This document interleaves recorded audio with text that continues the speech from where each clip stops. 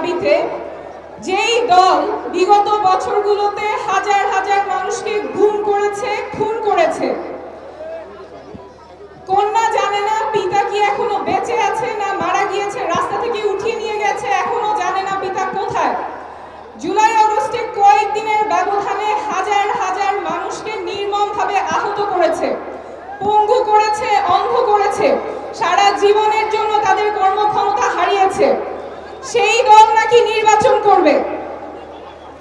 রক্তের দাগ এখনো শুকায় নাই, আমার হাসপাতালে ভাইয়েরা এখনো কাতরাচ্ছে, কোনো বিচার নাই, কোনো অনুশোচনা নাই।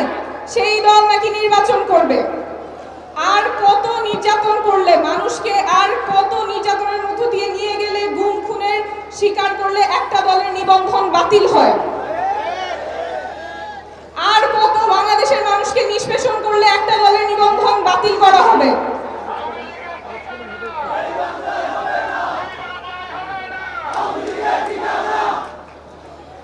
বিচার, আওয়ামী লীগের বিচার করতে হবে। গুম খুনের সাথে জড়িত আওয়ামী লীগ এবং আওয়ামী লীগের সহযোগী অঙ্গ সংগঠন, মহিলা লীগ, যুবলীগ, শ্রমিক লীগ, যারাই গুম খুনের সাথে জড়িত ছিলেন তাদের সবার বিচার নিশ্চিত করতে হবে। বিচার নিশ্চিত হওয়া ছাড়া আওয়ামী লীগ নির্বাচনে অংশগ্রহণের আলোচনা এই বাংলাদেশে হবে না, হবে না, হবে না। আওয়ামী লীগের বিচার নিশ্চিত করতে হবে, এই বাংলাদেশে বিচার নিশ্চিত হবে, তার আগে তারা নির্বাচনে অংশগ্রহণ করবে না, এটা বাংলাদেশের মানুষ নিশ্চিত করবে।